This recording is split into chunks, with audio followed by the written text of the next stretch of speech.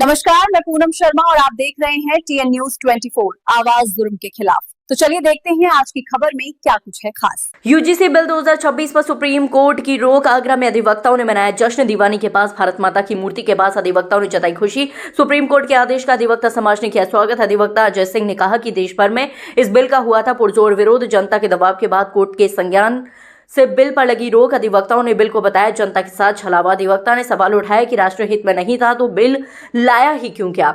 सरकार पर बार बार विवादित बिल लाने का आरोप। मंडल कमीशन का उदाहरण देकर ही राजनीतिक चेतावनी। ऐसे बिल लाने वाली सरकार को चुनाव में भुगतना पड़ेगा अंजाम।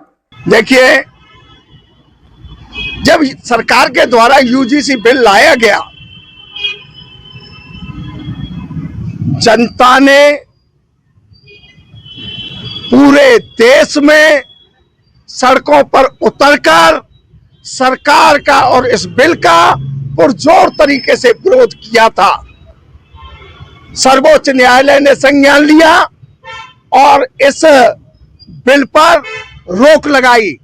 अधिवक्ता समाज, पश्चिमी उत्तर प्रदेश राज्य निर्माण जनमंच दिल की गहराइयों से माननीय सर्वोच्च न्यायालय के आदेश का स्वागत करता है और ये राष्ट्र हित में लिया गया निर्णय है।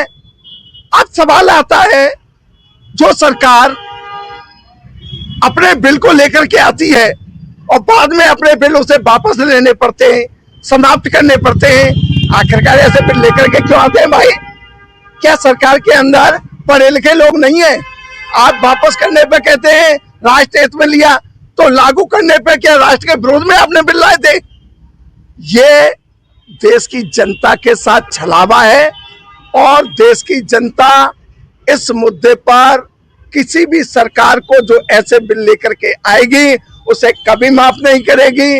आपको अगर याद हो तो मंडल कमीशन जिस समय आया था और उस समय विश्वनाथ प्रताप सिंह जी इसके अकेले एक नेता थे, लेकिन देश की युवा पीढ़ी ने, देश के छात्रों ने, देश की आम जनता ने उनके उस मंडल कमीशन वाले उसे लागू तो कर गए, लेकिन विश्वनाथ प्रताप सिंह जी की राजनीति हमेशा हमेशा के लिए खत्म हो गई। अगर भारतीय जनता पार्टी अपनी जिद पर आकर ऐसे बिल लाने के लिए विवश है तो वो भी आगे सत्ता में 2027 और 2029 में सत्ता की जड़ से हमेशा के लिए गायब हो जाएगी।